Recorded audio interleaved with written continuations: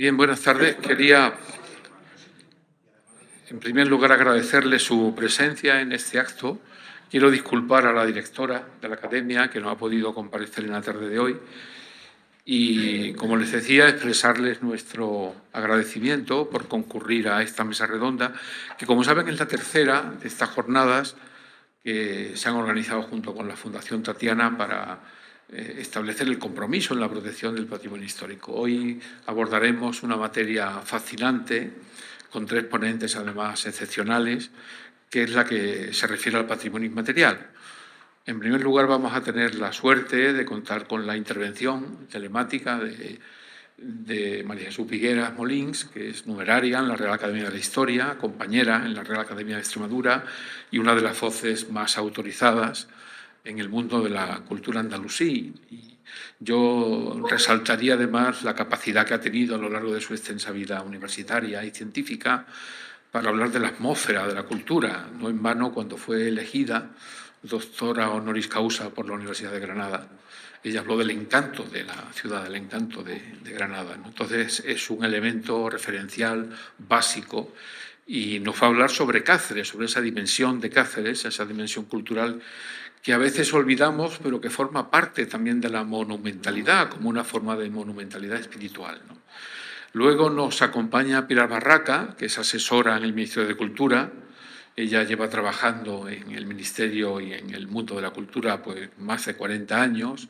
Ha sido la secretaria de la Junta de Calificación y Exportación de Bienes del Patrimonio Histórico Español y es otro elemento esencial en casi todo lo importante que se ha hecho en España en defensa del patrimonio histórico. Ella es doctora en Derecho del Patrimonio Histórico, aunque su formación es como archivera, como arqueóloga, y sobre todo cuenta con una experiencia personal exuberante, una riqueza, de un anecdotario muy interesante, y ella misma fue la que nos propuso abordar la cuestión del concepto del patrimonio inmaterial, que, como saben, es una de las últimas aportaciones sobre el patrimonio histórico, ese carácter expansivo que muestra en los últimos 40 o 50 años, pero que en realidad es una cosa como pasa con la obra de Marcel Proust. Todo el mundo habla de ella, pero muy poca gente la ha leído, ¿no? Entonces, del patrimonio inmaterial habla mucha gente, pero todavía no sabemos quizá con exactitud qué es o cómo lo podemos definir, establecer los límites conceptuales. Y luego, por último, mi compañero académico correspondiente en la Real Academia de Extremadura, Juan Rodríguez Pastor, que ingresó como académico en el 2025, si mal no recuerdo, que es alguien, la voz quizá que tenía que encontrarse aquí para abordar esa riqueza extraordinaria que hay en Extremadura de la tradición oral, los cuentos populares, toda esa riqueza que algunos hemos tenido la fortuna en nuestra niñez de vivir y que él ha plasmado en una labor verdaderamente inestimable en distintos libros que están publicados. Yo le decía ahora que por favor, que remita a todos los que pueda a la biblioteca de nuestra academia, porque créanme que es una riqueza que no podemos perder y que tenemos que recuperar.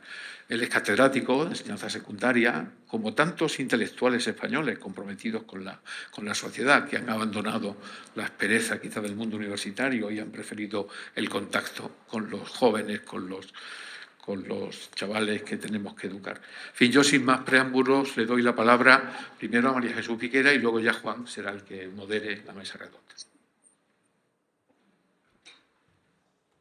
Muchas gracias a la Real Academia de Extremadura de las Letras y las Artes y a la Fundación Tatiana Pérez de Guzmán el Bueno por organizar y patrocinar este ciclo sobre la protección del patrimonio histórico, cuestión fundamental, como todos reconocemos, y cada vez más en candelero, porque el patrimonio es un bien valiosísimo y entre todos debemos procurar que siga vivo y bien cuidado y que sea sentido y compartido. El patrimonio de Cáceres, como todos sabemos, sobresale especialmente por su larga diacronía, por su intensidad y por su preservación cuantiosa hasta la actualidad, que en alguna de sus áreas resulta precisamente o resalta precisamente por la calidad y cantidad de su conservación, mostrada en un casco histórico sin casi par igual. La extensa cronología de Cáceres comienza sus registros patrimoniales desde la prehistoria, con más o menos testigos del Paleolítico, Neolítico, Megalitismo, luego la Edad del Cobre, Bronce y Hierro. Bien notorio y decisivo fue el legado de Roma, empezando por dotarla, y para todos los siglos siguientes, de su nombre. Este apelativo, Cáceres, con una etimología aún bastante controvertida. ¿Qué le vamos a hacer? Lo sabéis muy bien y tendréis vuestras opiniones etimológicas. Yo me sumo a quienes apuestan por conectar la procedencia de este nombre con Castra Norba Cesarina, campamento fundado por el procónsul, según cada vez gana más consenso, aunque también se ofrezcan otras posibilidades aledañas relacionadas con otros fundadores de enclaves romanos en la Lusitania, como Castra Cecilia o Castra Servilia, pero nos siguen faltando una evidencia decisiva para decidir esa etimología, pese a la conjunción de historiadores, arqueólogos y lingüistas. Sí parece claro que fuera el fundador que fuera, aquella castra pasó a ser Casras en árabe, y ya directamente de ahí nuestro Cáceres. Pero no hace falta esa forma terminada en as, aunque suele transcribirse la palabra, porque no sabemos cómo se vocalizó en árabe esa última sílaba, y su resultado como Cáceres permitiría una vocalización árabe tanto como Casra como Casris o Cáciri. Tal apelativo, el apelativo Cáceres, procede de castrum, plural castra, o de su ablativo o dativo plural latino castris, también se dice, y no hay que olvidar que en árabe castra, también de etimología latina, significa fortificación, deriva en nuestro alcázar. En castris aparece un sufijo is, lo mismo que en Cáceres, es un sufijo es, que el arabista Jaime Oliverasín conectó con otros sufijos así, por ejemplo en Guadix, ofreciendo algunos avances muy originales a aquel gran filólogo Oliverasín, filólogo e historiador, sobre la etimología de Cáceres, como expuso en el primer Congreso de Estudios Históricos celebrado en Cáceres, ni más ni menos que en 1967, con motivo del milenario de la fundación romana de la ciudad. El texto de Jaime Oliverasín sobre la etimología de Cáceres, que casi no se cita ya, está como olvidado, fue recogido en sus conferencias y apuntes inéditos, editados por su hija Dolores en el año 1996. Es que también merece la pena citar y valorar el valioso patrimonio bibliográfico. Por eso, a lo largo de mis palabras, me referiré a algunos de los libros que me parezcan imprescindibles. Es otro patrimonio los libros, la bibliografía que hay que cuidar. Podemos recordar algunos ejemplos del patrimonio toponímico. Acabamos de mencionar Cáceres, gran topónimo, pues lo acabamos de mencionar sobre el territorio cacereño.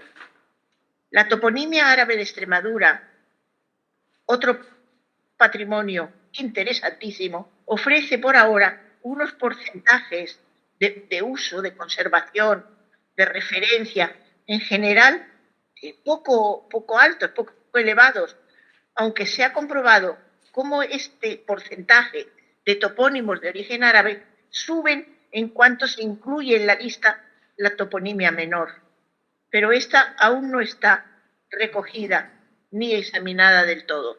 Otro boquete toponímico, patrimonial, otro boquete patrimonial. Poseen etimología árabe, por ejemplo, los nombres de lugares extremeños que presentaré a continuación en una lista no exhaustiva, sencillamente con algunos ejemplos.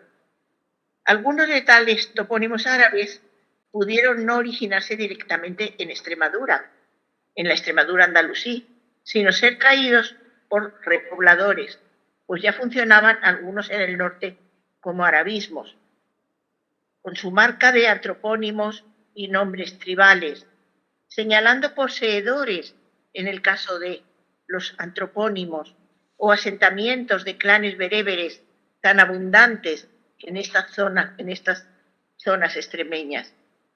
Otra de las connotaciones de esta toponimia árabe extremeña es la alta denominación de ríos. Hay muchos, empezando con wad, valle o río, indicando la importancia del aprovechamiento hidráulico en Al-Ándalus, cuya nómina fluvial estudió de forma magistral Elías Terés. Al hablar sobre la nómina fluvial de los topónimos españoles. La toponimia es también un bien patrimonial y como tal debemos respetarla y no tocarla, no retocarla a nuestro gusto, mantenerla como ha llegado hasta nosotros. He realizado una relación de topónimos, me gustaría que la vieran y la envié por WhatsApp, ayer me parece que la envié, con el ruego de que si pudiera ser, se mostrara en pantalla. No sé si se ha sido grabada en el ordenador y esto puede realizarse. Me parece que es una pena, pero no hace falta que sea en este momento. Si las personas que están a cargo de los ordenadores y de todo eso pueden buscarlo y ponerlo, yo creo que puede ser interesante. Naturalmente no me voy a detener mucho en ella, pero ahí hay una treintena de topónimos que yo creo que todos consideraremos interesantes. Se refieren a la toponimia de Cáceres, a la toponimia cacereña. Por ejemplo, tenemos a Ceña, Alarza, Albalat, Albarranas, Albuera, Alcántara, Alconétar, Aldovara, Aldobareta, Algodor, Alia, Almaraz, Almofragüe, Almonte, Ambroz, Atalaya, Benfayán, Guadalerma, Guadalija, Guadalto, Guadalupe. Ahí está la lista, ya la veo.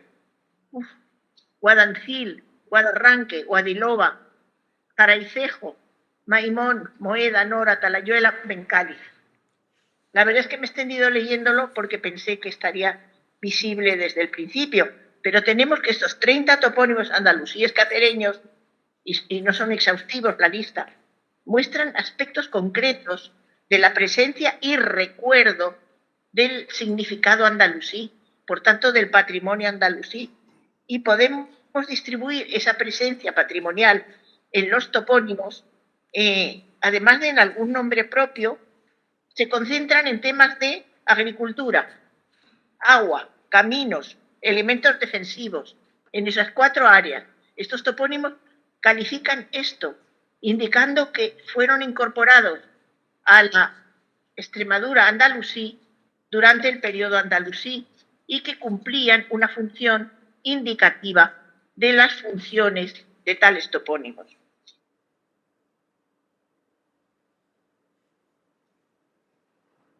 Resulta que frente a lo ocurrido en el espacio más septentrional de la incipiente Extremadura del Duero, limitadamente integrado en Al-Ándalus, estas tierras lusitanas y extremeñas del Tajo y del Guadiana se integraron completamente, incluso con sus rebeldías, en el poder central omeya con capital en Córdoba.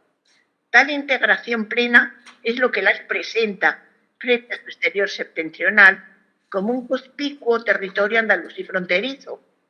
La denominada marca inferior, Azagre-Latná, formando como la marca superior en el Valle del Ebro y la marca media en el centro peninsular, los 3 grandes espacios fronterizos de Al-Ándalus, espacios fronterizos, con todas sus consecuencias.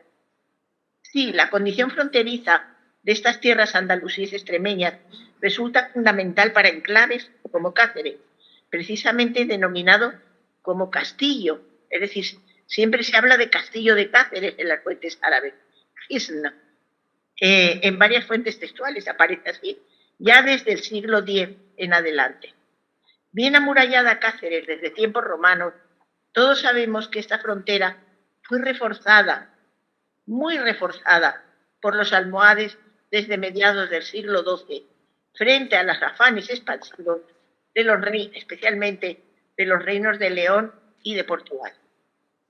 Esta es una historia política y territorial bien conocida, sobre la cual además la arqueología ofrece testimonios fundamentales, visibles y admirados, esa fortificación en el siglo XII sobre todo. Ejemplos patrimoniales fundamentales, visibles, admirados y en gran parte duraderos. A todo lo ya sabido ha venido a sumarse recientemente lo monumental, que aporta y seguirá aportando el proyecto Ataral, Atlas de Arquitectura Almohade, que se puede encontrar en la web, se puede acceder como ataral.es. De ahí he tomado este esquema del recinto amurallado de Cáceres, trazado por un experto de tanta categoría como Antonio Almagro, y nos permite observar precisamente como base el rectángulo característico de los castra y su expansión urbanística medieval, o sea, de los castras romanos, y su expansión, cómo se expande después ese rectángulo durante la Edad Media, una expansión que en Cáceres culminará desde el siglo XVI en adelante. Y lo probó muy bien un libro de María del Mar Lozano Bartolozzi, publicado en Cáceres en 1980, y que es precisamente dedicado a esa expansión urbanística de Cáceres. En la web de Ataral hay estudios importantes sobre el recinto amurallado de Cáceres. Es que actualizados, interesantísimos. La Torre de la Hierba, la Torre Albarrana del Horno, el imponente aljibe almohade en la Casa de las Veletas. Como se ve allí en ese esquema, Cáceres es una ciudad de torres, algunas de las cuales siempre me han llamado la atención, como la Bujaco, Torre Albarrana, cuyo nombre estoy convencida que proviene del gran califa almohade Abu Yaqub, nombre que en coloquial más o menos sonaría Buyacu, y estoy convencida de ello, conociendo la gran intervención por estas zonas de aquel gran constructor califa, fallecido en 1184, en batalla frente a Évora, desde Évora trasladado ya difunto a Sevilla. Muchas veces he observado esta torre Bujaco, sentada yo en diagonal desde la punta de la Plaza Mayor. Estas sensaciones imponentes, combinando monumento e historia, ¿cómo dicen? No puedo oírlo. Combinando monumento e historia, son las que el patrimonio proporciona cuando se conserva la materialidad y la memoria. La realidad del patrimonio geográfico es uno de los condicionamientos radicales de cualquier manifestación humana y, por tanto, es uno de sus patrimonios. Cáceres fue en Al-Ándalus una ciudad de colina, pues también su alcazaba, desde lo más fragoso de sus alturas, domina el campo circundante, como también ocurre de forma especial en Carmona, Huesca y Trujillo. Había sido uno de los enclaves más notables de la Lusitania, Castris, antecedentes que marcan uno de los traspasos territoriales más trascendentales del patrimonio geográfico. Esa Lusitania la citan escasas veces las fuentes árabes, la llaman Lusidania y alguna vez Lusidania, nombrando hacia la región ulterior de la Hispania romana, donde tras la reorganización de Augusto ocupó un territorio entre el Duero y el Guadiana, cuya capital fue Emérita Augusta. No hace falta que diga Mérida. Hay un traspaso territorial fundamental que naturalmente condiciona y marca todo lo patrimonial. Ese traspaso de los territorios que van ocupando distintas entidades y distintas denominaciones, tierras de la Lusitania, luego tierras de la Marca Media Andalusí y a continuación Extremadura. En Al-Ándalus, Cáceres siguió ejerciendo como importante enclave caminero, según lo mencionan textos geográficos como el del geógrafo Al-Idrisi en el siglo XII. Sobresale en la que a partir del Renacimiento fue denominada Vía de la Plata, denominación que repite dos términos relativos al camino. La palabra vía no necesita aclaraciones, pero plata, ahí puesto, es una adaptación reconocible en castellano de la palabra balat, que en árabe tiene varios significados, entre ellos, y procedente exactamente del griego plateia, el de camino pavimentado, es el de camino pavimentado, por referencia a una calzada romana. Balat se documenta en algunos topónimos de la península ibérica, Albalate, etc., y dio nombre aquí en Extremadura a una región, la de Albalat, que este geógrafo que he citado antes, Al-Idrisi del siglo XII, aplica, y él lo dice, la región de Albalat, el territorio extendido por Alange, Medellín, Trujillo y Cáceres. Nuevos tiempos habían traído nuevas reorganizaciones espaciales. Es decir, cuando decimos Vía de la Plata, estamos repitiendo el nombre Vía de la calzada romana, Vía de Albalat. Al-Idrisi incluye varios itinerarios, también fundamentales para reconocer los contactos patrimoniales.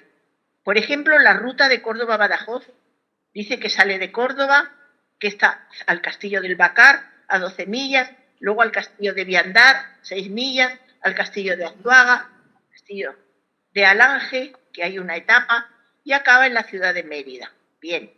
Indica además otra ruta por territorios andalusíes extremeños, de la ciudad de Badajoz a la ciudad de Cáceres, va diciendo las etapas, y aquí ya acercándonos a donde hoy nos interesa, dice, de Mérida a Alcántara hay 2 etapas.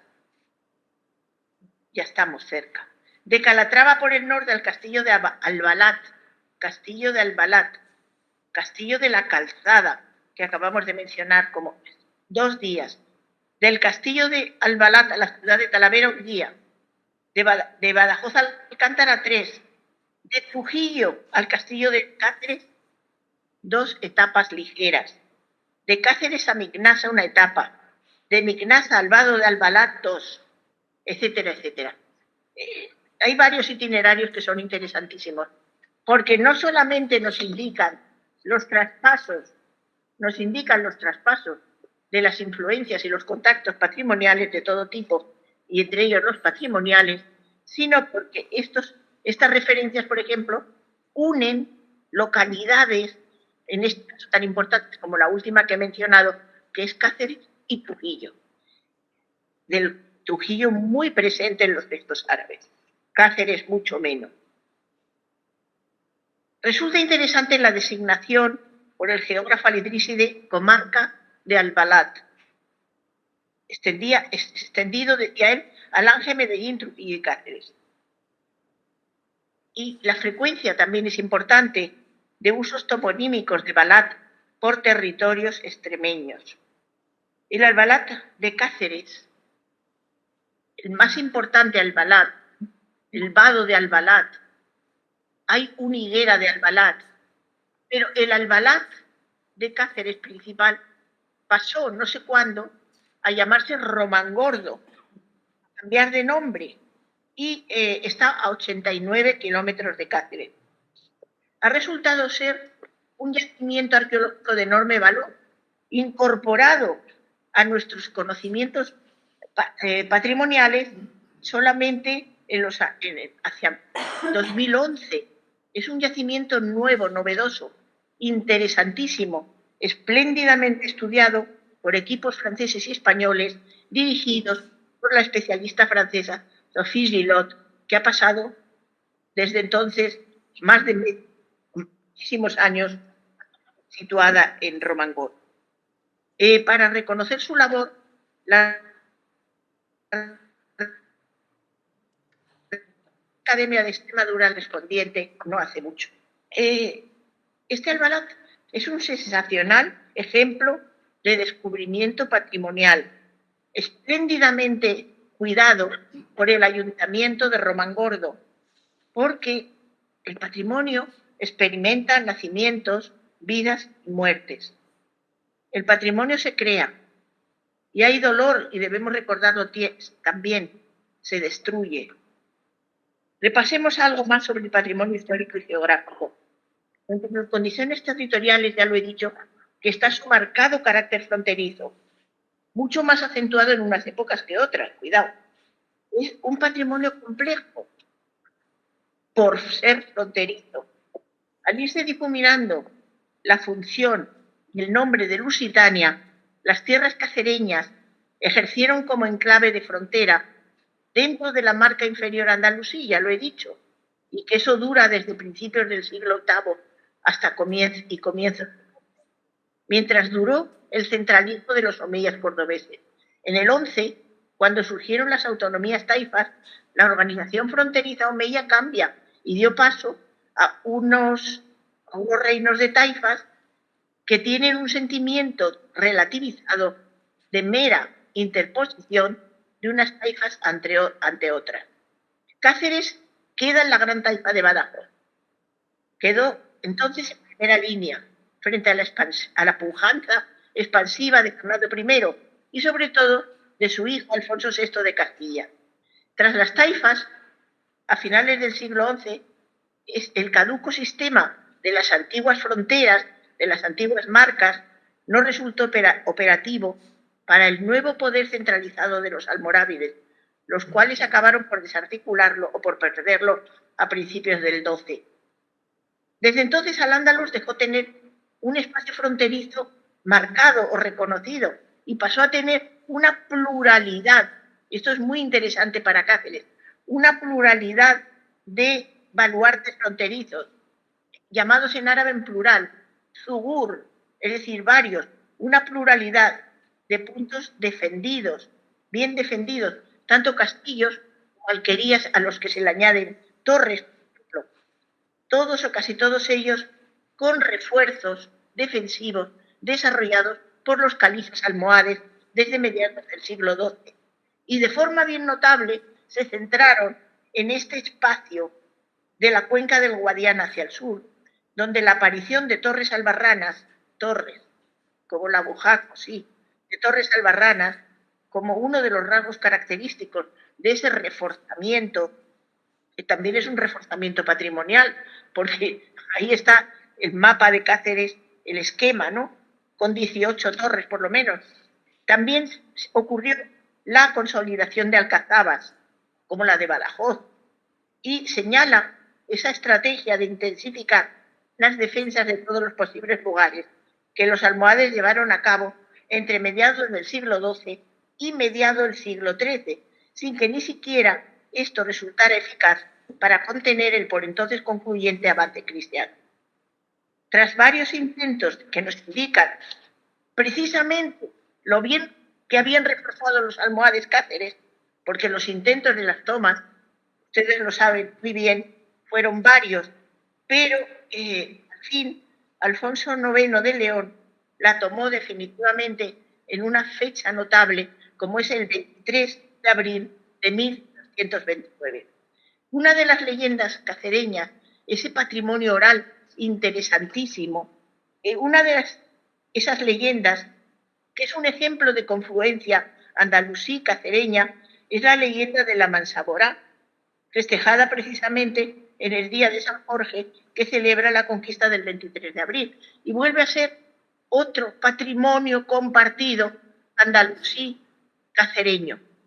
Está además conectado con un tema folclórico importantísimo, como es el de las puertas de la traición, puertas que suelen aparecer llamando a distintas puertas de distintos sitios.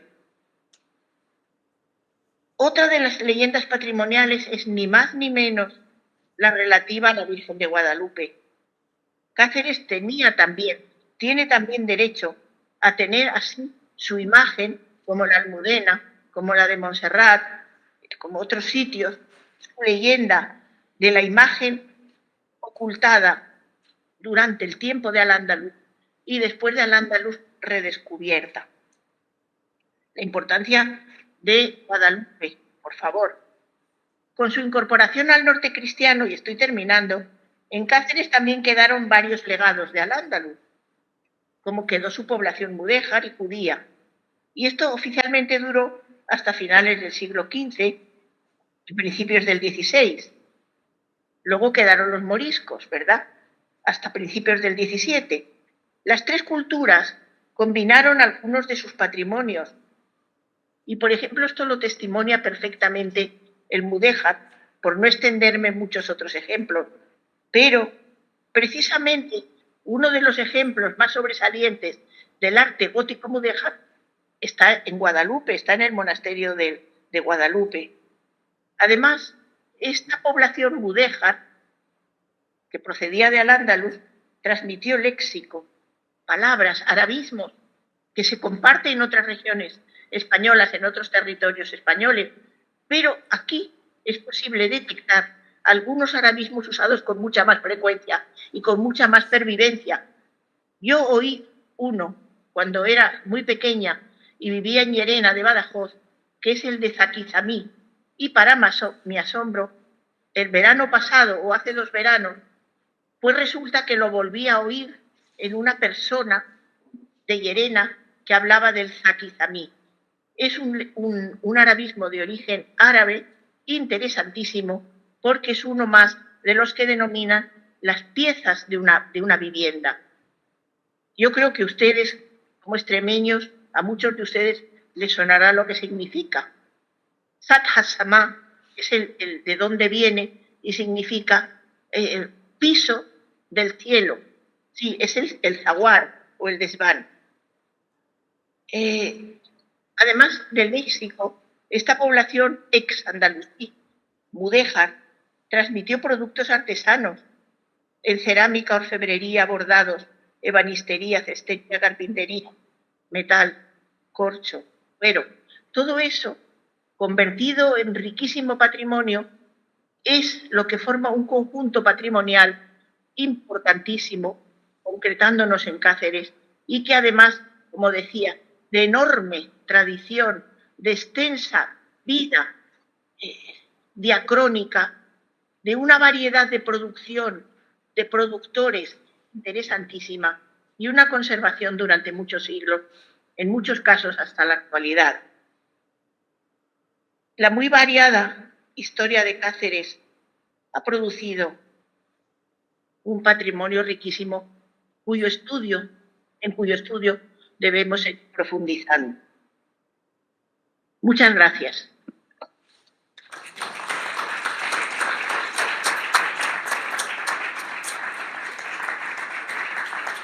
¿Me han oído bien? Me despido. Muchas gracias, María Jesús. Y bueno, continuando un poco con el programa, vamos a escuchar ahora a doña Pilar Barraca, que ya nos la ha presentado Jesús, que nos va a hablar sobre el patrimonio inmaterial, una definición, cuando quiera. Ahora se oye, ¿no? Bueno, yo voy a ser breve, voy a procurar atenerme al tiempo. En primer lugar, quiero agradecer a la Real Academia de las Letras y las Artes de Extremadura, representada por su directora, María del Mar Lozano Bartolucci, y también a la Fundación Tatiana por la organización de estas jornadas muy interesantes y muy importantes, y también, por supuesto, a Jesús García Calderón, el coordinador de las mismas, por haber pensado en mí para hablarles hoy. Lo cierto es que, sí, aunque yo sugerí un poco el tema, se trata de un asunto, un tema bastante conflictivo y complejo, porque todavía hoy no tenemos no tanto una definición, que sí la hay a través de la legislación y del derecho internacional, pero es un tema muy discutido porque no queda claro exactamente qué es. He puesto para que no me vean. Voy a cerrar, perdón. ¿No?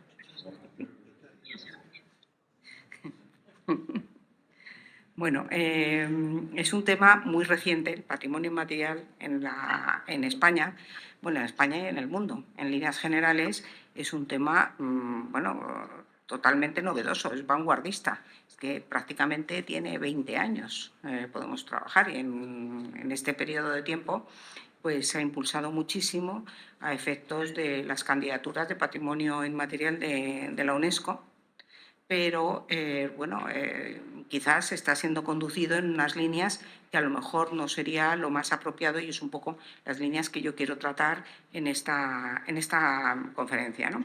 Entonces, voy a empezar hablando de la primera definición que conocemos de patrimonio inmaterial, que lanzó Javier Pérez de Cuéllar cuando era secretario general de la UNESCO en el año 2003 y que era el año en que salió, poco antes de salir, la Convención de Salvaguarda del Patrimonio Cultural Inmaterial de la UNESCO. Pero, bueno, él se refería a una serie de aspectos que daban mucha importancia al patrimonio, digamos, histórico, patrimonio material, dejando a un lado una serie de características y manifestaciones culturales que no se habían tenido en cuenta hasta ese momento. Entonces, voy a leer su definición, porque realmente es una definición muy bonita, es preciosa y realmente representa exactamente la esencia de lo que podría ser el patrimonio inmaterial, siempre con una pequeña falta que voy a hacer notar a posteriori. Él dice así: son obras colectivas, manifestaciones artísticas, formas de cultura tradicional y popular que de ordinario no requieren cobijarse en la solidez de la roca o la perdurable plasticidad del mármol como soportes materiales, sino que se legan y perennizan a través del hilo inmaterial de tradiciones orales, hábitos comunitarios, herencias artísticas o técnicas ancestrales, que como las aguas de un río subterráneo discurren de padres a hijos, de abuelos a nietos, de una generación a otra en cualquier confín del planeta. Evidentemente, él se está refiriendo a una diversidad cultural que es mundial. Bueno, nosotros vamos a referirnos un poco a la situación cultural española, que también refleja una gran diversidad cultural, y tenemos que empezar a pensar realmente qué es lo que conocemos del patrimonio inmaterial, qué es lo que hoy definimos como patrimonio inmaterial y cómo se reflejan las manifestaciones españolas, que normalmente son manifestaciones de carácter festivo. Entonces, son tradiciones populares que efectivamente se reflejan en la actualidad, pero se reflejan en cuanto a la forma. Es decir, lo que se ha transmitido a nivel consuetudinario no es tanto la esencia de la propia manifestación cultural, sino la forma en que se manifiesta. Creo que esto es un aspecto muy importante porque vamos a ver a continuación un montón de definiciones, entre ellas la de la ley extremeña, en las que se refleja lo que es el patrimonio cultural inmaterial.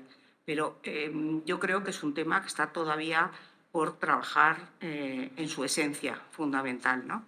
Y no en la creación de una serie de elementos festivos como estos, por ejemplo, la fiesta de la Patún o la fiesta de moros y cristianos de valencianas o, por ejemplo, otras que sí tienen una tradición porque ya se vienen celebrando desde hace mucho tiempo. Y aquí, por ejemplo, pues pongo alguna foto antigua de los festejos estos de las danzas de San Blas aquí en Extremadura y de Fregenal de la Sierra y bueno, hay evidentemente evolución en las formas en cuanto a los trajes y la vestimenta, etcétera, pero es una evolución que tampoco realmente pues, se manifiesta como tal en el sentido de que es un patrimonio realmente inmaterial porque se ha transmitido según el concepto que estoy hablando. La cuestión es, ¿por qué se hicieron las danzas de San Blas? ¿Qué finalidad tenían otro tipo de tradiciones del momento en que se convierten en tradiciones? Entonces, ese es un punto a reflexionar. En cualquier caso, lo que sí vemos es que hay una larga trayectoria cultural porque es el paso de lo que antes llamábamos etnográfico a lo inmaterial que decimos ahora. Es decir, los expertos de etnografía anteriores son los actuales expertos de patrimonio inmaterial. Y vamos a ver cómo esas definiciones realmente van a ser prácticamente las mismas. ¿Qué quiere decir esto? Pues varias cosas, como en primer lugar, que lo inmaterial se materializa, siempre se materializa. Es decir, es cierto que la tradición oral es la que ha pervivido y la que ha hecho pervivir durante siglos determinadas tradiciones, pero eso ha sido normalmente en el mundo rural, por eso son tradiciones populares. Y por eso lo que se está reflejando en las fiestas son aquellas manifestaciones que provienen de grupos y de comunidades que eran muy cerrados, probablemente pequeños, y que mantenían sus tradiciones a lo largo del tiempo. En cambio, en las zonas urbanas, ese tipo de tradiciones normalmente no permanecen, se pierden, incluso se pierden a partir de las migraciones, porque es muy difícil mantenerlas en un sitio. Entonces vemos aquí, por ejemplo, una serie de manifestaciones que hoy día casi se han convertido en festivas, yo diría que un poco artificiosas, en cuanto que se han convertido en aspectos turísticos a los que la gente asiste, pero no asiste tanto como formando parte de ese patrimonio inmaterial que forma parte del pueblo que lo ha hecho, el pueblo que lo ha creado, el pueblo que lo ha mantenido durante siglos, sino que están yendo como turistas a ver el formato de cómo se hacían eso. Por ejemplo, las fallas. Pues sí, se va a ver las fallas y luego coges y te marchas. Y ya está. O el tema de los trajes o todo esto. O las tradiciones incluso constitucionarias. Las religiosas son quizás las que menos han pervivido, excepto en algunos casos como estas de la fiesta del Pilar, por ejemplo, que aquí vemos pues la bajada por el canal de Aragón, Canal Real de Aragón, y lo que es actualmente la fiesta del Pilar. O el Carmen, otra tradición prácticamente pues milenaria, diría yo, ¿no? Que se sigue más o menos celebrando de la misma manera, pero con ciertos grados. Entonces, si acudimos a la legislación, nos encontramos con que, bueno, en primer lugar, lo que se puede declarar BIC, según la Ley de Patrimonio Histórico Español, son los elementos que son etnográficos. No me quiero detener más porque no nos va a dar tiempo. Pero también el patrimonio documental. A mí que me ha interesado mucho esto del patrimonio documental porque realmente es el patrimonio documental el que nos refleja, el que testifica y el que memoriza esas tradiciones. Además de los soportes que puede haber ahora, como pues, yo qué sé, los soportes audiovisuales, etcétera, ¿no? Es decir, cualquier tipo de tal. Pero es el patrimonio documental el que mantiene la memoria de esas tradiciones etnográficas que en muchos casos se han perdido, porque con la globalización, la España que teníamos con esa diversidad cultural realmente ha hecho perder muchas de las tradiciones y las que se mantienen como estas de aquí por pura necesidad, como la Semana Santa o los cultivos en determinados sitios, por ejemplo en terraza o la cestería, etc. Entonces, el patrimonio histórico español dice directamente que son bienes del patrimonio histórico español los conocimientos y actividades, y aquí es donde vamos a entrar a ese gran paso que vamos hacia el patrimonio cultural, conocimientos y actividades que han sido o son la expresión relevante de la cultura tradicional. Es decir, llegados a un punto de artificio determinado, vamos a ver que lo que se busca es algo que no es inherente al objeto en sí mismo, sino a cómo se ha producido el objeto o la manifestación en sí misma, sino a cómo se ha producido esa manifestación. Y ahí es donde está el tema del patrimonio cultural. Llegamos al artículo 47 de la ley, también dice que son productos etnográficos, patrimonio etnográfico, las manifestaciones o el producto de actividades laborales, estéticas y lúdicas. ¿Qué pasa? Pues que la cuestión no es el traje en sí mismo, sino cómo se fabrica el traje, los elementos que contiene, la rueca, etc. Los museos etnográficos eso lo pueden manifestar. O el aspecto, digamos, de mueble, ¿no? Que podría estar relacionado también con muchos conjuntos históricos de barrios históricos, de centros históricos, de pequeñas poblaciones, porque dice que son edificaciones o instalaciones que son expresión de conocimientos adquiridos, arraigados, es decir, que se han transmitido a lo largo del tiempo y que se mantienen. Y aquí, bueno, pues una serie de elementos españoles, de arquitectura española, que hoy día prácticamente no se practica porque no se vive, quizás la barraca un poco más, en el sentido casi también más turístico, etcétera, ¿no? Es decir, nosotros en el año 1985, aunque planteado como tema etnográfico, ya teníamos un poco ese concepto que vamos a ver repetido en la Convención de Patrimonio Inmaterial. Y por los mismos años se empieza a estudiar ya en la UNESCO el que va a ser el patrimonio inmaterial. Y entonces hay una recomendación, que no es un instrumento vinculante, pero muy interesante, que es la recomendación sobre la salvaguarda de la cultura tradicional y popular, es decir, guardemos, señores, en el año 89 ya se ve, la UNESCO es consciente de que el mundo está perdiendo los saberes tradicionales.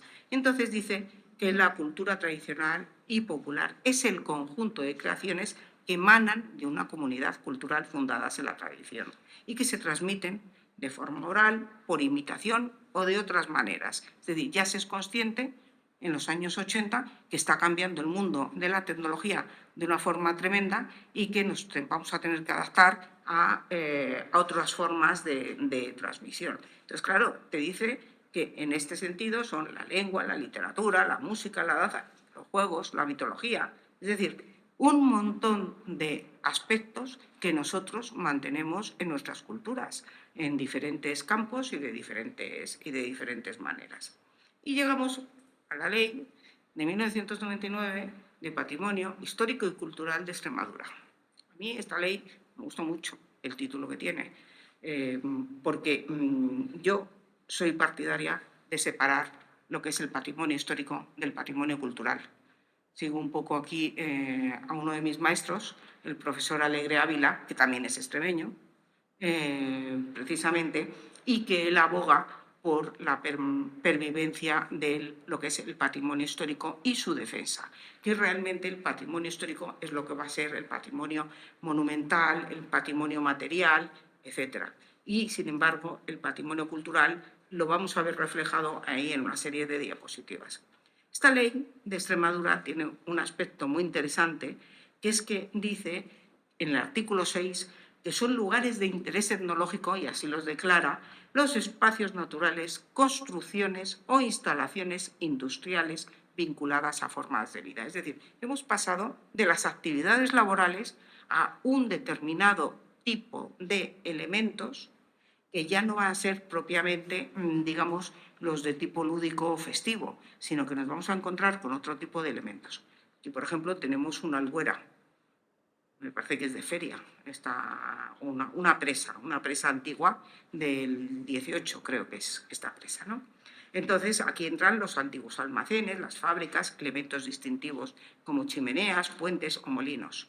Entonces, a mí lo de las albueras me ha encantado, precisamente al hilo de lo que señalaba también María Jesús Vigueras en cuanto a la terminología, porque la albuera o albuera o albufera viene a significar un poco mar pequeño y, claro, es una palabra de origen musulmán, que es un poco los que nos traen todo esto. Bueno, tenemos aquí otros ejemplos, como la cultura del agua, también declarada bien de interés cultural o etnológico, perdón.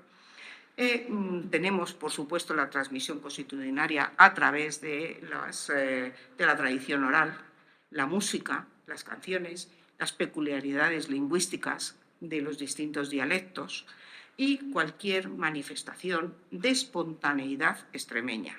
Esto es muy bonito, esto que dice la ley de Extremadura, porque realmente la manifestación de espontaneidad es algo que no se había reflejado tampoco hasta el momento en ninguna normativa.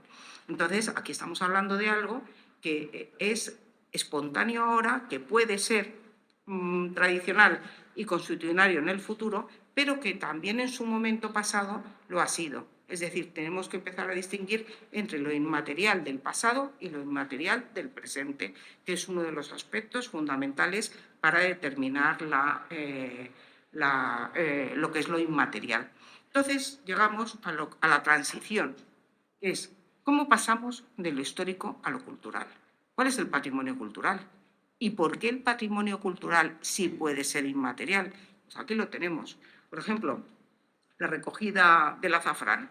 La recogida del azafrán antes, hace muchos años, y ahora. Es decir, es una actividad, supone un saber determinado y se ha transmitido a lo largo del tiempo por las personas de la zona que sea que recogen el azafrán. Pero además, y ahí es donde yo también entro a señalar, tiene una finalidad determinada, porque la recogida del azafrán, como cualquier otra actividad de carácter agrícola, realmente no es una actividad que se hace porque sí. O sea, tiene un formato, tiene una forma, pero también tiene un contenido. Y ahí es donde está esa inmaterialidad y cómo se ha transmitido a lo largo de los años. No solo tenemos eso. Por ejemplo, los trajes estos de Montehermoso, ¿no? La huella del tiempo se refleja antes y ahora, pero el patrimonio cultural está representado en este centro con estas señoras que están trabajando los trajes o parte de la vestimenta de los trajes y que también lo hacen tradicionalmente, a partir de unos saberes que les han inculcado desde jóvenes y que ellos probablemente transmiten. Y aquí vemos además dos personas de dos generaciones diferentes. Y eso es lo más, digamos, destacable. Otros ejemplos que podemos poner, pues el oro verde de la Vera, el tabaco. Estos son, por ejemplo, ejemplos de las fiestas, de los elementos de patrimonio cultural inmaterial de Extremadura, de algunos de los cuales, como la cetrería, ha sido declarados Patrimonio Mundial Inmaterial. La cetrería, la danza de la Virgen de la Salud, la transhumancia, etc. Claro, la transhumancia no solo es de Extremadura. Hablamos de la transhumancia en términos muy generales porque trasciende de los elementos de esto. Esto estaba relacionado un poco, esta diapositiva, con las palabras de Pérez de Cuéllar, porque él, cuando hablaba de lo que era el inmaterial y de las transmisiones, estaba refiriendo un poco a estas poblaciones indígenas. Bueno, señalaría que el patrimonio inmaterial, por un lado, es un instrumento para la diversidad cultural, cosa muy importante en España, pero la diversidad cultural también es un instrumento para la implementación de lo que es el patrimonio cultural, que es otra reflexión a tener en cuenta y en la cual pues, no voy a andar. Y la Convención para la Salvaguarda del Patrimonio Inmaterial de 2003 realmente, vuelve otra vez a señalar lo mismo, ¿no? Las manifestaciones, las expresiones, los conocimientos, las técnicas. Aquí me ha interesado un poquito más el tema de la interacción con la naturaleza, que es otro punto a tener en cuenta. Por ejemplo, en las reservas de la biosfera, en muchos sitios donde se ha trabajado el patrimonio arquitectónico relacionado con la naturaleza, como por ejemplo el puente de Alcántara, que también significa el puente del puente, visto así, o cómo se transmite generación a generación, por ejemplo, la construcción de las pallozas. Hoy ya prácticamente solo se restauran, pero no se mantiene el tema este. Para mí, la Convención de Patrimonio Inmaterial tiene un pequeño punto a tener en cuenta también un poco discutible. Claro, es una cosa internacional y que no puede atacar para nada la soberanía de los Estados parte. Entonces, únicamente señalar que el patrimonio inmaterial tiene que ser compatible con los instrumentos del derecho internacional, como son los derechos humanos existentes y con los imperativos de respeto mutuo entre comunidades, grupos e individuos y desarrollo sostenible. Es que tenemos muchas tradiciones en el mundo que realmente chocan con este imperativo. Entonces, este es un elemento también a tener en cuenta, es decir, hasta qué punto la Convención de Patrimonio Inmaterial puede ser implementada en determinados sitios o determinadas maneras. Bueno, estos son una serie de ejemplos, instituciones pictóricas, la ley de 2015, que vuelve a repetir básicamente lo que señala la Convención de Patrimonio Inmaterial de 2003, que son las expresiones, conocimientos y técnicas de las comunidades y en algunos casos de los individuos, que se reconozca como parte integrante de su patrimonio cultural.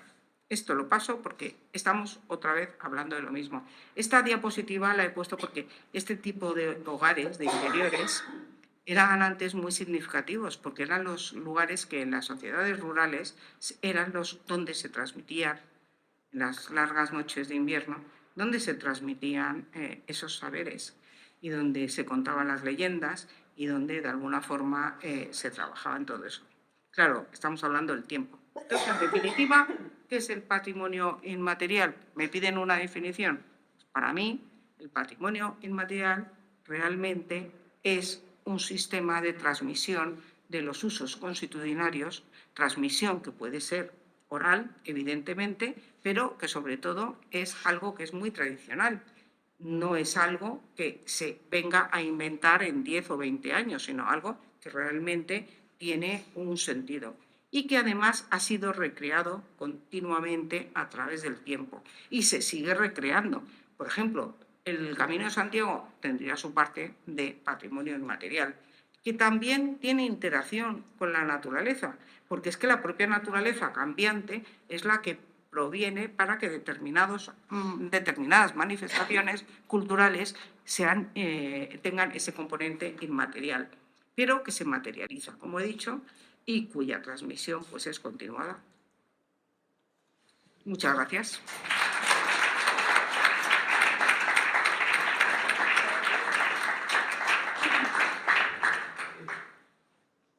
Muchas gracias a Pilar por esta exposición y por esas fotos que hemos visto.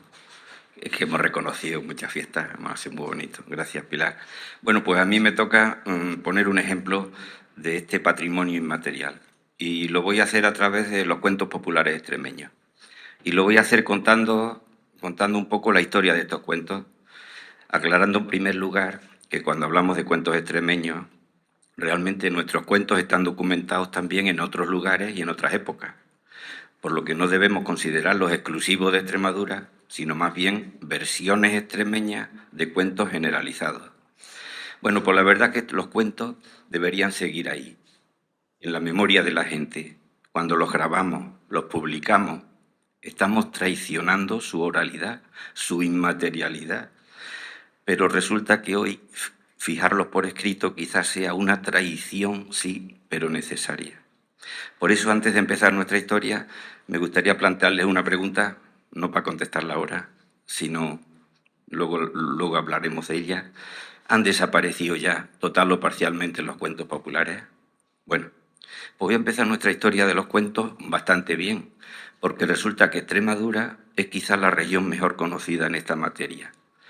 Contamos con muchos recopiladores y con muchos cuentos. Recopiladores hemos contabilizado más de 117, incluyendo los propiamente dichos, que serían unos 66, y también los escritores que en sus obras han incluido cuentos. Eso nos lo enseñó un hispanista francés, Massin Chevalier, que revisó las obras del Siglo de Oro y encontró muchísimos cuentos. Pues bien, este centenar largo de recopiladores han publicado unos 2.500 cuentos, número que sigue aumentando cada año. El primer autor donde hemos encontrado algún cuentecillo, dos cuentecillos, es el dramaturgo en el siglo XV, el dramaturgo Bartolomé Torres Naharro. Pero de esta primera época y del Siglo de Oro solo les voy a hablar de Gonzalo de Correa, nuestro ilustre humanista de Jaray de la Vera. En su vocabulario de refranes, de 1627, incluye 43 cuentos, como este que os voy a contar. El refrán es «tú que pitas, pitarás», que quizá os suene, y la explicación es el cuento. Un padre iba a la feria y dijo a sus muchachos que qué querían que les trajese. Dijo cada uno su antojo y uno diole un cuarto para un pito. Y a esto dijo el padre, «tú que pitas, pitarás». Bueno, pues esta explicación es un cuentecillo, pero si además de estos 43 cuentecillos incluimos los refranes que no traen explicación, pero que proceden de cuentos, pues llegaríamos a unos 145. Por ejemplo, El viento de Mari Sarmiento, que fue a cagar y se la llevó el viento. Ese cuento lo seguimos contando ahora mismo. Solo pone el refrán, pero eso es un cuento. Bueno, pues dejamos el Siglo de Oro y vamos a dar un salto a finales del siglo XIX, cuando surgen las sociedades de folclore, que es cuando el folclore y los cuentos en particular empiezan a ser valorados y recogidos. El culpable, entre comillas, de estas sociedades de folclore fue Antonio Machado y Álvarez, el padre de los poetas Machado, que fundó en Sevilla en 1881 la Sociedad del Folclore Español. Pues siguiendo a Machado, varios jóvenes extremeños van a constituir en sus pueblos sociedades extremeñas de folclore. Matías Ramón Martínez en Burguillos del Cerro, Luis Romero y Espinosa en Fregenal de la Sierra, y surgieron en otros muchos pueblos pacenses. Y esto fue importante porque casi todos los recopiladores extremeños de la época proceden de estas sociedades de folclore. Y ahí tenemos nuestro primer gran recopilador, Sergio Hernández de Soto, con sus 26 cuentos populares de Extremadura. Son cuentos muy largos, son cuentos maravillosos, Se publicaron en Sevilla, en la Biblioteca de las Tradiciones Populares Españolas. Y bueno, este folclorista, Sergio Hernández de Soto, nació en Zafra, era abogado, reunió unos 170 cuentos, pero solo publicó estos 26 porque la biblioteca, que la dirigía Antonio Machado y Álvarez, dejó de publicarse y por tanto unos 150 cuentos quedaron inéditos y no sabemos nada de ellos. También recogió cuentos en esta época Cipriana Álvarez Durán, que era la madre de Antonio Machado y Álvarez, la abuela de los poetas, que tenía ascendencia extremeña, doña Cipriana. Cipriana pasó temporadas en Llerena, porque allí vivía su hermana, y allí fundó la Sociedad del Folclore de Llerena en 1885, y allí recogió unos 60 cuentos, pero solo publicó uno, los demás tampoco sabemos qué ha pasado con ellos.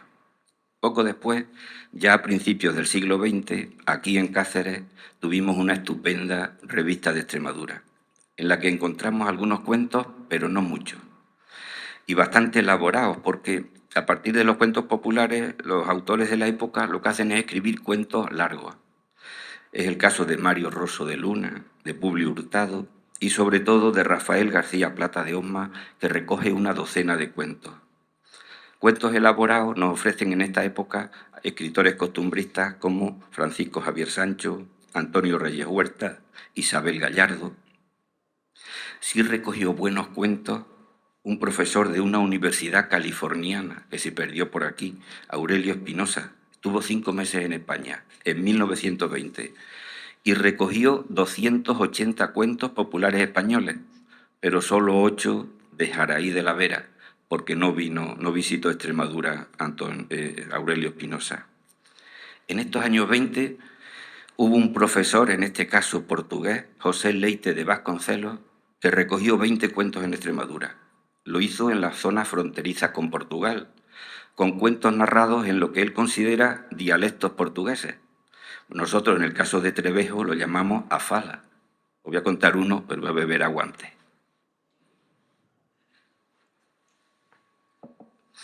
Este cuento está en afala y en latín macarrónico, así que agarrado. Se titula A cabra e o lobo, la cabra y el lobo. Estaba a cabra cabrati posta en un canchapalati, en un canchal, en una piedra. Viña u lobo lubatis y le disu, cabra cabratis, vas a ti du canchu canchatis. No lobo lubatis, porque me vas a comer a miña carne cabratis. Y le disu u lobo lubatis, vas a ti du cancho canchatis, que a mí no me gusta a carne de cabra carnavitatis. Vasó a cabra cabratis du cancho canchatis, foi u lobo lubati y acumei hasta os cornus cornupitati. Yo lo había entendido, se la comió hasta los cuernos la cabra. Bueno, pues damos otro salto y en 1944 encontramos el segundo gran recopilador extremeño, don Marciano Curiel Merchán, que fue maestro en Madroñera y en Trujillo.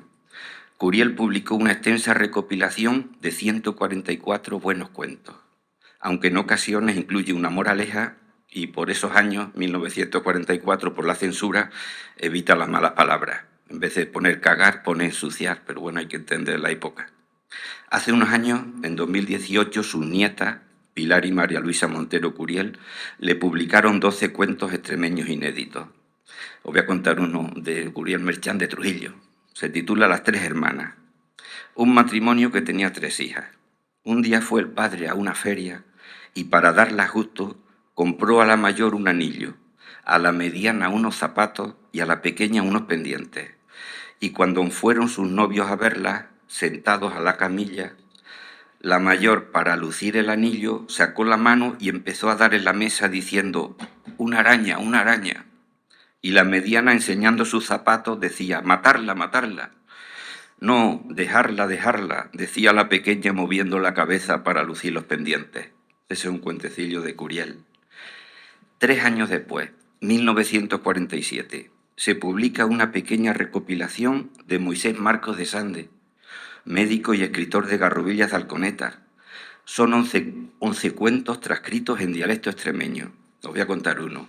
La señora y el médico, en el dialecto de Serradilla, de Garrovillas de Alconetas.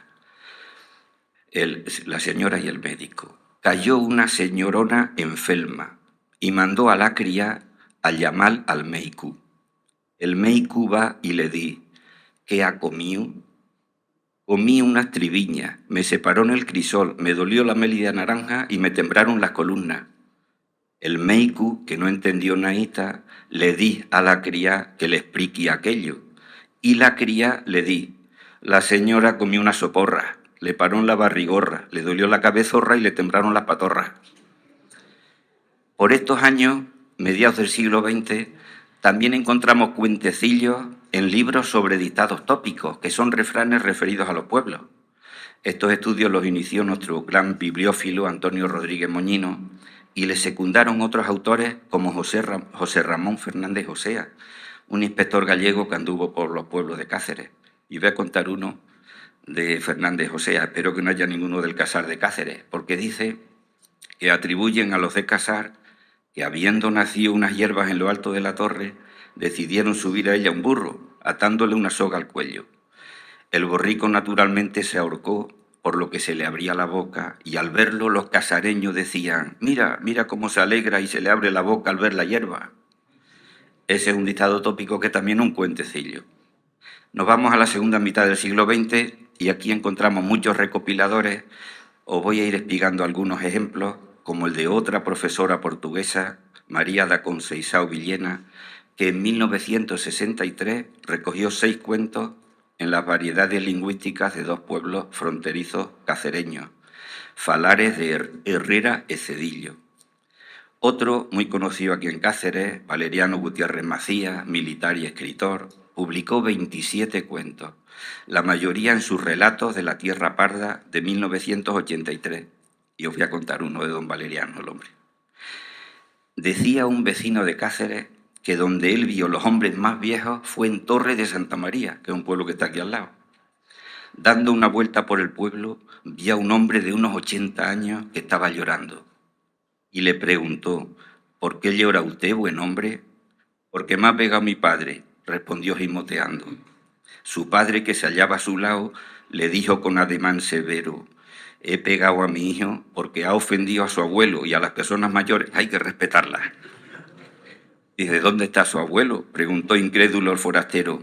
En la era, cargando un carro de paja. Efectivamente, el hombre se fue al ejido del pueblo y encontró al abuelo con su faena. Y le dijo, abuelo, ¿cuántos años tiene usted? Dice, yo ya no me acuerdo, pero puede preguntarle al señor cura que me bautizó, que aún vive, pero está algo achacoso el pobre. El viajero, asombrado, fue a visitar al cura, que no estaba en casa. Según le dijo la madre, se había ido a Trujillo a comprar una bicicleta. Bueno, también mi profesor Antonio Viuda recogió en el año 79 varios cuentecillos en Afala, concretamente en Mañegu, que es la variante de San Martín de Trevejo. Y en la variante de Elja, en Lagarteiru, recogió 10 cuentos Severino López, en el año 99, en su libro Arraidi, Palabras y Ditus Lagarteirus. Os voy a resumir uno, un poco en español al principio y luego en lagarteiru. Voy a beber otra poca de agua.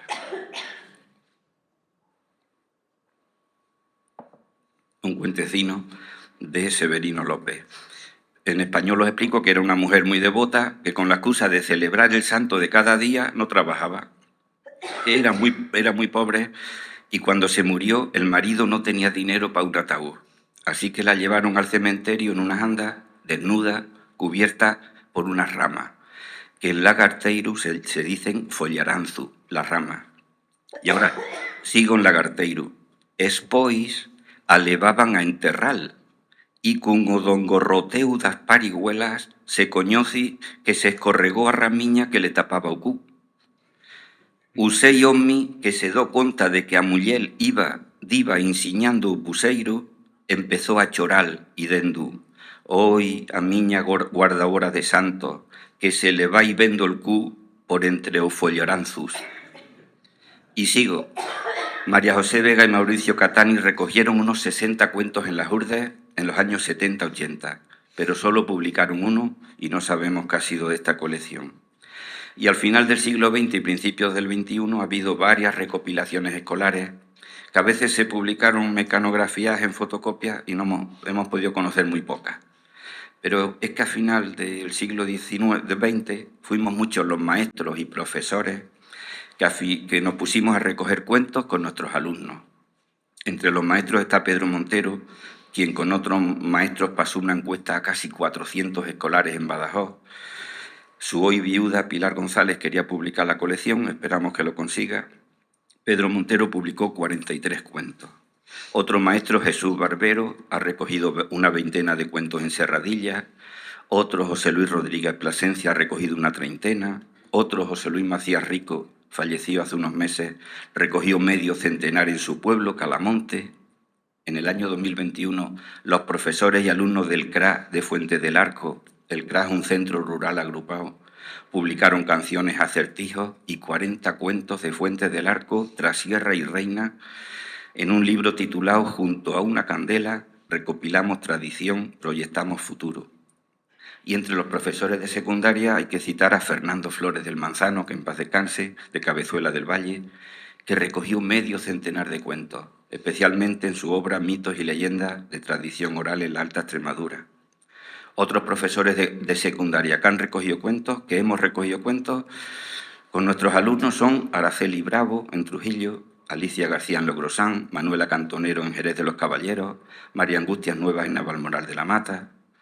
En el año 2006, otro profesor de secundaria, Manuel Simón Viola, recogió 28 cuentos populares en pueblos de la Raya Portuguesa, Alburquerque, La Codosera, Jola, recogidos en esa variedad. Otro profesor, Serafín Izquierdo, recogió una veintena en Talarrubias y podría seguir. Pero voy a decir que la zona extremeña más estudiada es Las Hurdes. Personas como Félix Barroso han aportado casi un centenar de cuentos, como este que os voy a contar, que se refiere a un curandero, un personaje real, se llamaba Tomás, de Casar de Palomero, ya se murió, y este curandero cobraba la voluntad. Voy a beber otro poco de agua. Pues en una ocasión venían al curandero 3 o 4 señoras y por el camino venían hablando, pues yo llevo esto para el curandero, pues yo llevo lo otro. Y una de ellas fue y se tiró un peo y dijo, pues yo no llevo nada, así que este peo para el curandero. Con que ya llegaron a la consulta y el curandero las atendió. Ahora fue la que se había tirado el peo y al acabar la consulta le dice, ¿y yo qué tengo que darle? Dice él, usted nada, que ya me ha pagado. Dice ella, no señor, yo no le he pagado todavía. Dice él, usted se ha tirado un peo en el camino y dijo que era para el curandero, entonces pues yo ya he cobrado. Y no le cobró nada, pero la puso en vergüenza. Bueno, pues de Las Hurdes hay una recopilación que llevaron a cabo a finales del siglo XX el propio Félix Barroso, Antonio Lorenzo Vélez y José Luis Puerto. Esta colección sigue inédita. Les hizo el prólogo, está preparada para publicarla. Un gran recopilador de cuentos, Julio Camarena, y esperamos que se publique porque es impresionante. 529 cuentos. De ellos solo se han publicado 16 en los catálogos tipológicos de Camarena y Chevalier. Hasta contamos con cuentos recogidos a emigrantes. En el año 2003, José Luis Garrosa, en un instituto de Parla, en Madrid, recogió cuentos a una alumna cuya abuela era de Madrigalejo. Y también contamos con trabajos universitarios, como la tesis doctoral de Rafaela Nieves Martín, Literatura y Cultura Oral en la comarca de San Vicente de Alcántara, del año 2010. La presentó en la Universidad de Alcalá y trae 220 cuentos. Os voy a contar uno cortito. Pasa uno y le dice al otro, adiós, amigo mío. Amigo mío, me ha dicho. Mío dicen los gatos. Los gatos se comen los ratones. Los ratones se comen el queso sale de la leche la dan las cabras tienen cuernos, ya está, cornudo mal llamado. También contamos con 2 tesis doctorales, las de Eloy Martos y Enrique Barcia. La tesis de Barcia es sobre los cuentos populares extremeños, su utilización didáctica en educación infantil y primaria. Y además Enrique Barcia y otros profesores, con la institución cultural El Brocense de la Diputación de Cáceres, iniciaron en el año 2013 una preciosa colección infantil, El Pico de la Cigüeña, con versiones de cuentos bilingües, muy bien ilustrados. Editaron 12 volúmenes. Y el último gran recopilador que hemos tenido, José Mari Domínguez, falleció hace 2 años, nos dejó 300 cuentos en Aigal. Al año que viene le vamos a publicar otros 100 que dejó inéditos. Y bueno, para ir terminando este repaso, os diré brevemente las recopilaciones que nosotros, junto a otros profesores y a otros alumnos, hemos llevado a cabo. Al principio nos cayeron algunas críticas por trabajar con los alumnos, pero como les advertíamos a los alumnos de que sus cuentos podían ser publicados, y además en cada cuento indicamos quién lo contó, quién lo recogió, dónde y cuándo, pues poco a poco las críticas fueron remitiendo.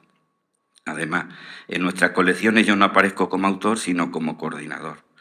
La primera fue en el 1990, los cuentos populares extremeños y andaluces.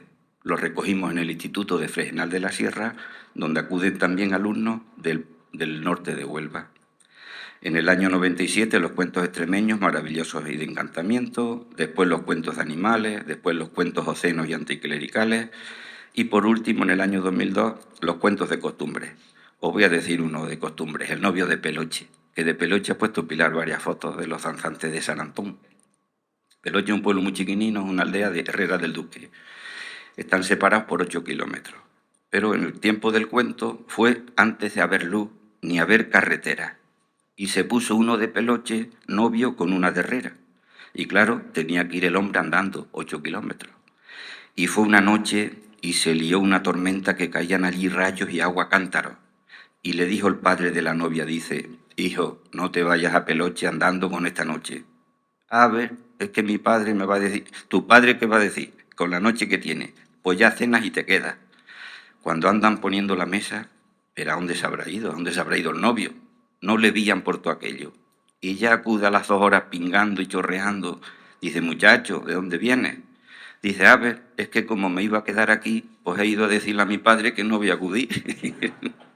Bueno, en total hemos publicado más de 700 cuentos. Y el próximo año cerraremos el círculo con otra colección de cuentecillos cortos. Y ya voy terminando. En definitiva, la tradición cuentística extremeña sigue siendo una de las mejor conocidas en nuestro país, pese a la pérdida de las recopilaciones que os he contado. Y ahora, para ir terminando, podemos responder a aquella pregunta. ¿Cuál es la situación de este patrimonio inmaterial que suponen los cuentos? Digamos que los cuentecillos cortos, como los que os he contado, no presentan muchos problemas. Todos generalmente conocemos a alguien que en cualquier reunión empieza a engarzar chistes y chascarrillos. Entre ellos es fácil que encontréis algunos cuentecillos populares, incluso del siglo de oro. El problema son los cuentos largos, algunos de más de media hora. En este caso creo que su situación es semejante a la de las otras modalidades del patrimonio inmaterial. Los momentos, las situaciones en que pueden transmitirse los cuentos se han reducido drásticamente. Por tanto, la cantidad y la calidad de los cuentos, como de toda la tradición oral, van disminuyendo y se van degradando. Por eso, si alguien afirmase que los cuentos van desapareciendo, en parte tiene razón. Es verdad que aún seguimos recogiendo cuentos largos, yo los he recogido este año, pero nos cuesta encontrar buenos narradores, porque tienen menos momentos para transmitir sus historias y cada vez los practican menos. Sin embargo, como el poder de los cuentos es muy grande, también, incluso con estos largos, se están reinventando y revitalizando. Y os voy a poner un par de ejemplos. Resulta que hoy contamos con narradores profesionales, personas que se dedican a contar cuentos y algunos viven de ello. Yo a Pez le digo, tú vives del cuento, y es verdad. A mediados de los años 90, en algunas ciudades aparecieron espacios de cuentos para público adulto, bares, cafés, salas pequeñas, y ahí se fue consolidando un colectivo de cuentistas profesionales que hoy tienen sus propias asociaciones. La más conocida quizás sea AEDA, del año 2009. Si entráis en Internet, tienen 50 narradores y narradoras a vuestra disposición. Y resulta también que desde hace algunos años se vienen organizando jornadas para narrar cuentos. Ayuntamientos, asociaciones, colegios, bibliotecas organizan sus días de cuentos, sus maratones, su semana.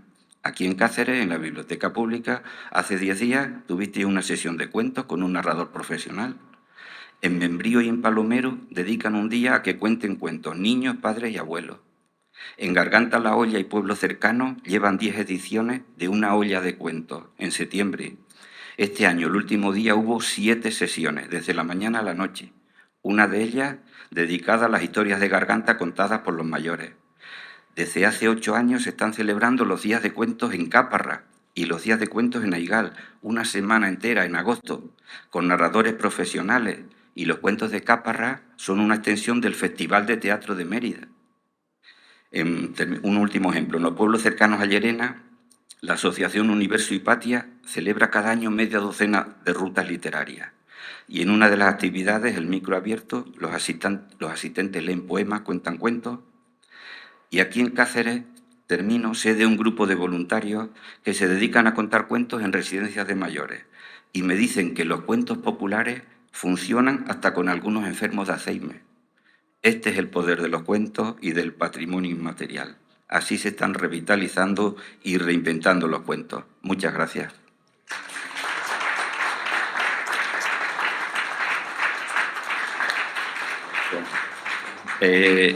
Bueno, y abrimos un turno de preguntas. Lo único que pedimos es que sea un poquito breve para que pueda participar la mayor gente posible. Dime.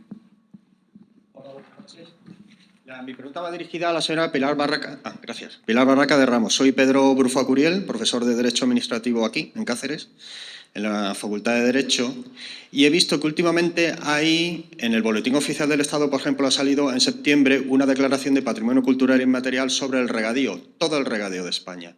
Incluso se cita el Plan Badajoz, carreteras, centrales hidroeléctricas, pozos. Y bueno, he tenido oportunidad de analizar el expediente y más que una declaración de patrimonio cultural inmaterial, es una declaración, en mi opinión, de patrimonio cultural material que adolece de numerosas causas de nulidad de pleno derecho, porque no distingue, aprovechando las comunidades de regantes como una manifestación histórica de organización y de gestión de un bien ajeno, son concesiones de agua pública, con algunas antiquísimas, pues por ejemplo, no hay una discriminación entre diferentes tipos de comunidades de regantes, algunas de las cuales, extremeñas por ejemplo, son auténticas empresas dedicadas a la exportación. Incluso en el Plan Badajoz, las obras del Plan Badajoz, en mi opinión, entiendo que poco tienen que ver con las aguas de careo, con los regadíos de alta montaña, etcétera, etcétera. Y cuando se incluyen centrales hidroeléctricas, pongamos, por ejemplo, la que hay a pie de García Sola, o una carretera, las carreteras de las confederaciones, por ejemplo, del Guadiana o del Tajo, una carretera, yo entiendo que poco tienen que ver con el patrimonio cultural inmaterial, o unas balsas de riego, o qué hacemos con los pozos. En España hay 500.000 de pozos clandestinos. Entonces, si se protegen estos pozos, ¿qué hacemos con las confederaciones hidrográficas? Es decir, que adolece tanto por arbitrariedad, desproporción y falta de motivación de numerosos defectos que pueden llevar, además, a la invasión de competencias de unas administraciones, las agrarias, las hidráulicas, puede ir contra el Reglamento Técnico de Seguridad de Presa, incluso puede ir contra las propias comunidades de regantes, pasándose de frenada, como se dice coloquialmente, porque si hay unas obras de restauración, de adecuación, de modernización de regadío, como hay en decenas de miles de hectáreas ahora en la actualidad en España, financiada con dinero europeo, pues a lo mejor ese proyecto se tiene que parar. Con lo cual, se le hace un flaco favor a las propias comunidades de regantes. Y ese es un caso que he visto flagrante de poco patrimonio inmaterial, sino más bien en el contenido, si se analiza el expediente y la propuesta de unos profesores de la Universidad de Granada sobre riegos en Sierra Nevada de carácter histórico, cuando afectan a toda España porque no se discrimina. Y eso es un problema que he visto recientemente. En la actualidad estoy preparando un trabajo sobre eso. Y nada, muchas gracias. Voy a intentar responder lo más breve posible a este asunto, que efectivamente no deja de tener razón, pero es que hay muchos temas a tener en cuenta. Por un lado, el patrimonio inmaterial, o sea, las declaraciones de patrimonio inmaterial como tal, que responden a la Ley 10 de 1915, no tiene nada que ver con la propiedad. Es decir, el patrimonio inmaterial no presenta en ningún momento el asunto de quién es propietario o quién hace o quién deja de hacer.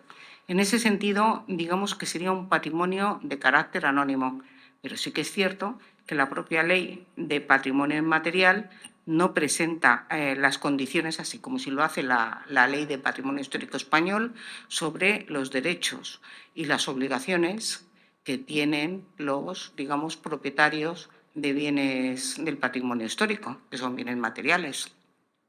Entonces, este tipo de consecuencias no quedan aclaradas en una declaración de patrimonio inmaterial o patrimonio bien de interés etnológico si es de comunidad autónoma.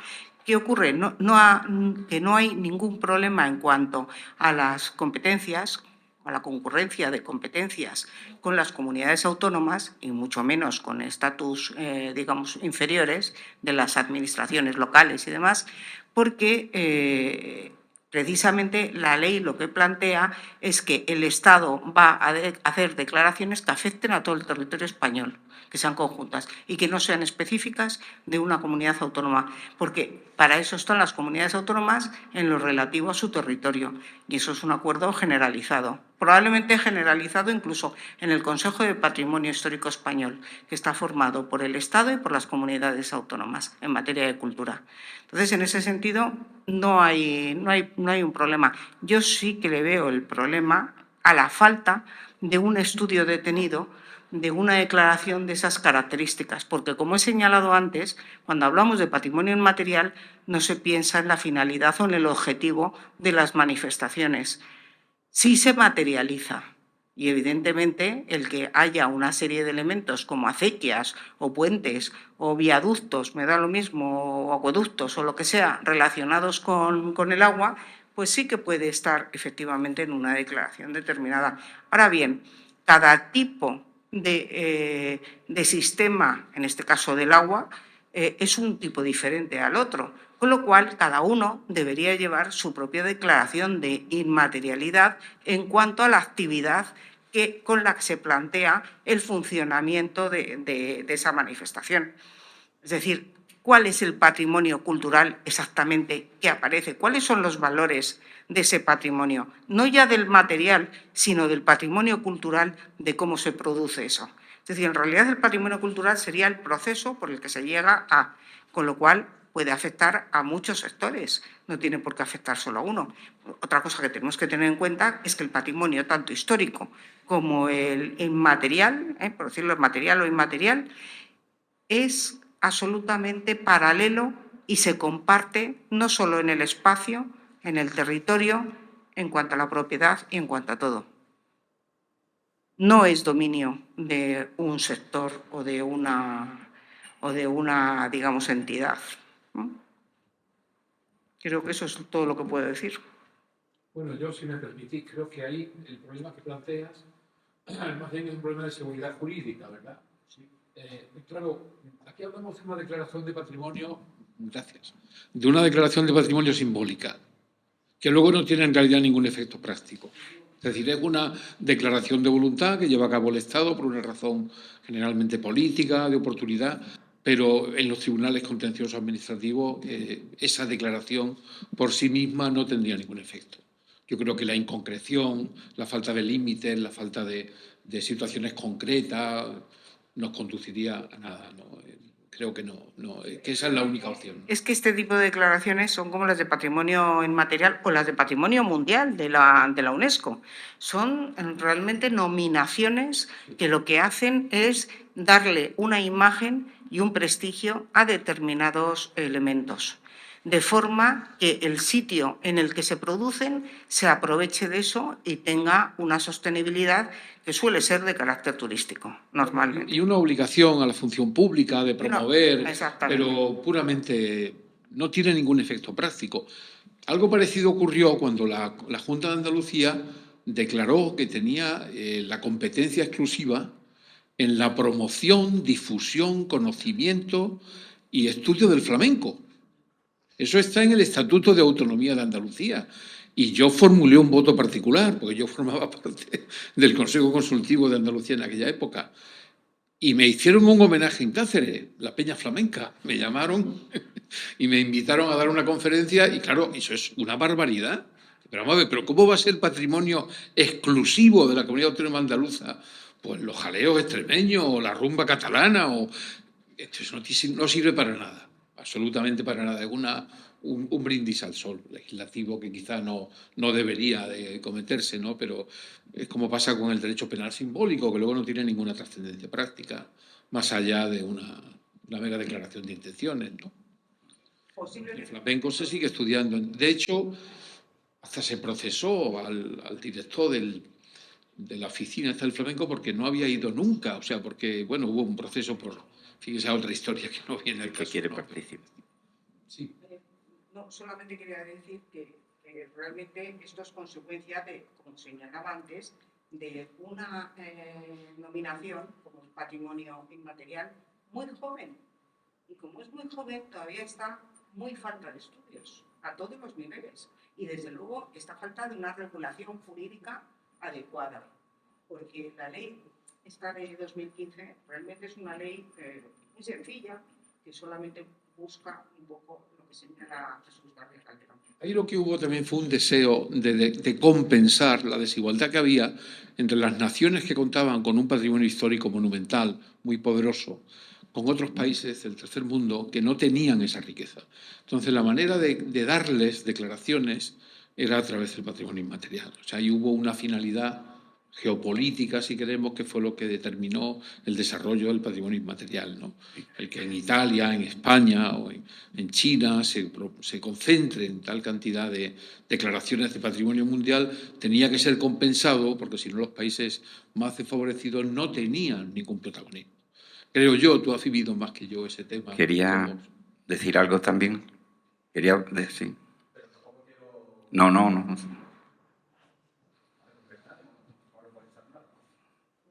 No, que levante la mano el que quiera y le vamos dando paso a todos. Es que habla a efectos de lo práctico, del día a día. Por ejemplo, se está utilizando declaraciones de patrimonio cultural por parte de comunidades autónomas en referencia casi exclusivamente de obras hidráulicas para evitar la aplicación de la normativa del derecho de aguas por parte de las confederaciones hidrográficas del Estado. Por ejemplo, los Toranes, el Azul de Chocoto, el Palacio Bustamante en Cantabria, etc. Y se utilizan los tribunales. Y hay casos prácticos, me han hecho esta consulta. Por ejemplo, en la Cuenca del Segura hay regadíos históricos, que son aquellos de antes del año 33, porque antes no había, claro, la famosa huerta de Murcia era la del llano de la ciudad de Murcia, la de la olla de Murcia. Pero ahora entiende todo el mundo, hay hasta montañas que se desmochan para poner regadío. Entonces, los programas de modernización de regadíos y todo esto, que significa encementar, meter a presión, tubo de PVC, etcétera, hacer una verdadera máquina de exportación de productos vegetales, pues resulta que ahí no se puede realizar.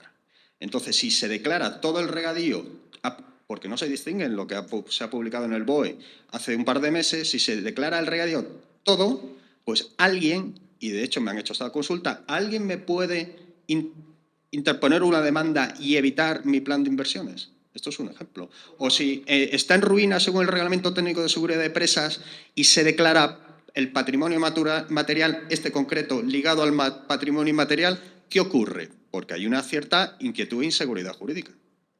Esa era mi cuestión. No ocurre nada, no hay ningún problema. Y si llega a los tribunales, probablemente el juez no pueda dictaminar ninguna sentencia contundente en contra ni de esa declaración, ni tampoco en contra de la no declaración, porque no, como muy bien ha señalado Jesús, no tiene una correspondencia jurídica adecuada.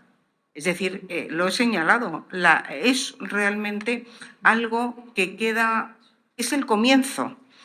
Posiblemente dentro de 20 años esté todo mucho más regulado y de otra forma totalmente diferente. Démonos cuenta que la ley que tenemos de patrimonio histórico español tiene ahora 40 años y es prácticamente la misma, con algunas modificaciones que la modernizan, la misma que la del año 1933, que era fantástica.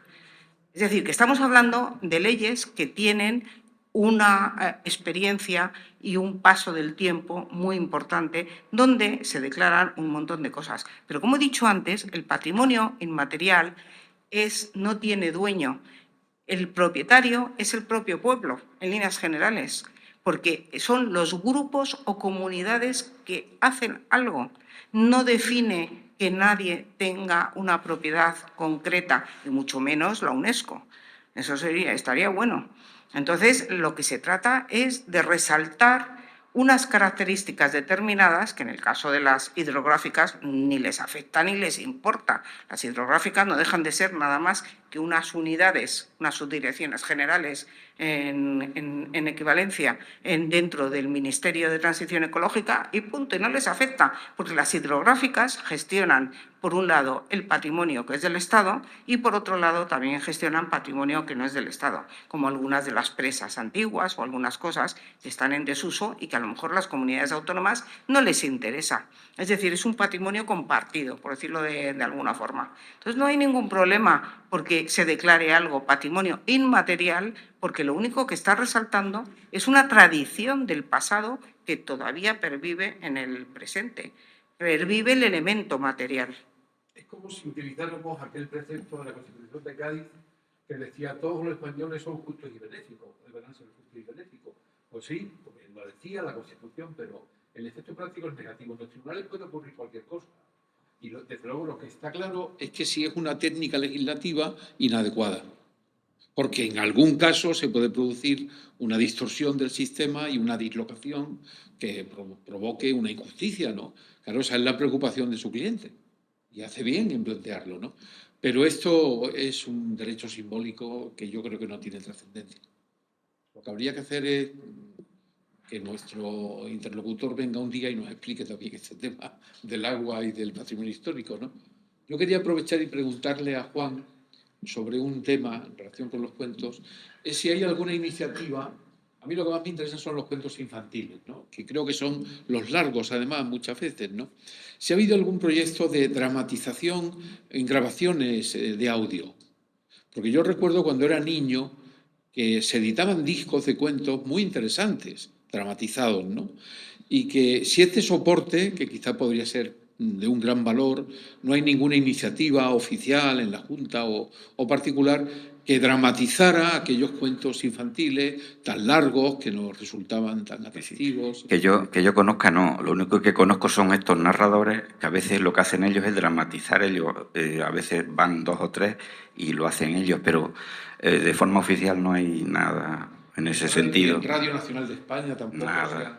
Hubo un tiempo en que Radio Nacional tenía un plantel precioso y entonces, pues obras de teatro como de Lope de Vega, de tal, aquello, no, yo no lo he vuelto a ver. Por ahora no existe. Que el podcast, que está ahora tan difundido, Radio Nacional tiene unos podcasts maravillosos de literatura, unos relatos preciosos. Yo el otro día escuché Luces de Bohemia, por ejemplo, en Radio Nacional, era una maravilla. Entonces, se podría quizá el cuento largo dramatizarlo con efectos, con sonido de la calle, y sería a lo mejor para los niños una maravilla, ¿no? Poder. Hubo un tiempo que el canal Extremadura Televisión sí recogían algunos cuentos de Curiel, pero era el típico, una lumbre, una candela, una persona mayor contando a los niños, pero dramatizar no lo he visto.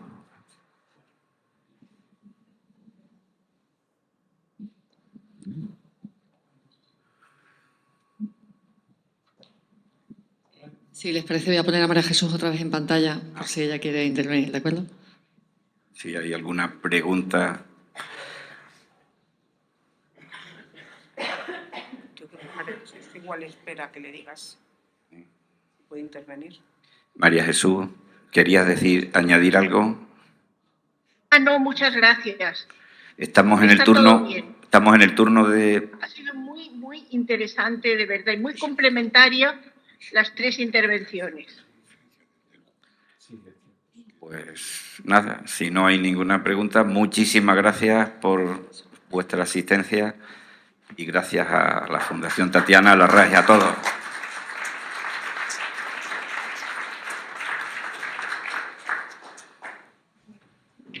Que mañana, cuando se publique en la red esta mesa redonda tan extraordinaria que hemos tenido, se hará también un documento de conclusiones que quedará a su disposición, breve, donde se consignen las conclusiones básicas que hemos obtenido. Nada más.